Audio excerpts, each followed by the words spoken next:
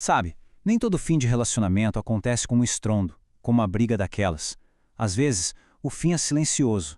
Ele se arrasta por trás de uma fachada de que está tudo bem, enquanto o amor é sufocado lentamente por máscaras que ninguém consegue ver. E é aí que fica uma pergunta que dói só de pensar. Como é que um grande amor pode simplesmente morrer em silêncio, enquanto uma das pessoas fica ali agonizando por anos, sem a menor ideia do porquê? É essa dinâmica que a gente vai tentar entender agora. Para a gente começar a desvendar isso, vamos olhar bem de perto o colapso de uma relação que, para quem via de fora, parecia normal, intacta. Mas por dentro ela estava sendo demolida, tijolo por tijolo, em silêncio. E aqui já começa o grande paradoxo. Imagine a cena. Uma esposa que afirma amar o marido, mas tudo o que ela faz cria um abismo entre os dois. Ela conversa sobre os problemas do casamento com todo mundo, com as amigas, com a psicóloga, menos com a pessoa que está do lado dela, menos com o marido. E é exatamente assim que se constrói uma muralha invisível.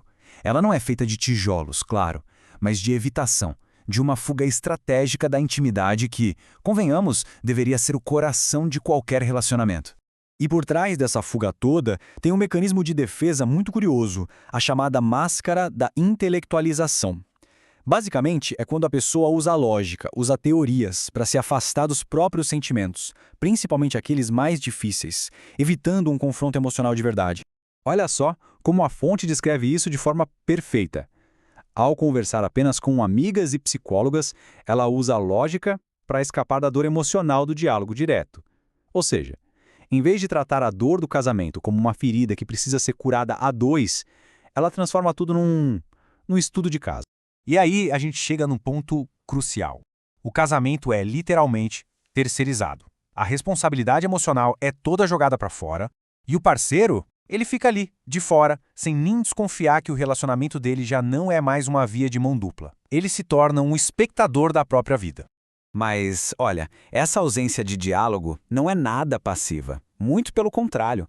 Ela vem junto com armas bem ativas, ainda que sutis, que são usadas para controlar e para machucar. É quase uma guerra fria emocional. E esse ataque acontece em duas frentes. De um lado, tem um ataque verbal, palavras cruéis, massacrantes mesmo, que ferem lá no fundo. E depois, vem um pedido de desculpas vazio, que não repara em nada o dano que foi feito.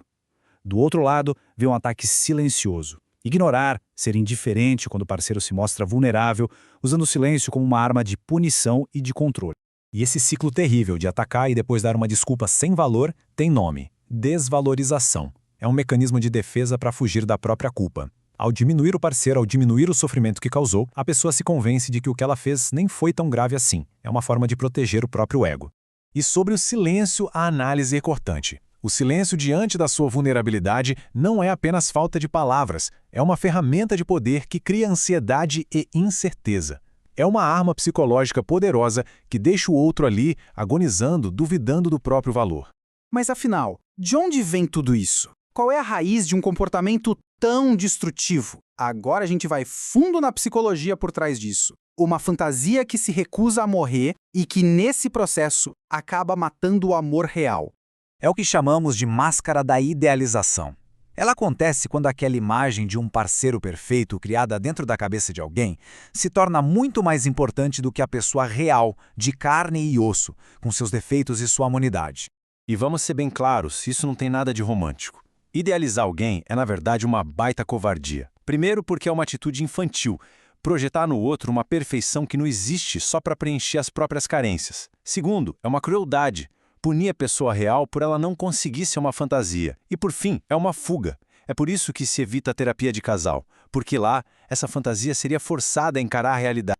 Para piorar, a intimidade do casal, que deveria ser um porto seguro, é totalmente violada. Expor as fraquezas, as vulnerabilidades do parceiro para amigas, para a família, isso é uma quebra de confiança gigantesca. É uma busca desesperada por validação lá fora para um vazio que só poderia ser preenchido pela conexão a dois. Bom, com todas essas máscaras, com todos esses jogos, o resultado é meio inevitável, né? A gente chega ao custo final, às consequências trágicas dessa guerra silenciosa. É quase uma receita de bolo para o desastre. Passo 1. Evite o diálogo, terceirize a relação. Passo 2. Use o silêncio e palavras cruéis como armas. Passo 3. Se apaixone por uma fantasia, não pela pessoa real. E o resultado? Um parceiro excelente, um amor que poderia ser para a vida toda, é deixado para agonizar por anos, até não sobrar mais nada. E aqui é o checkmate. Os jogos de controle, a fuga da realidade, as máscaras, tudo isso junto encurrala o amor. Não tem mais para onde correr. O jogo acaba.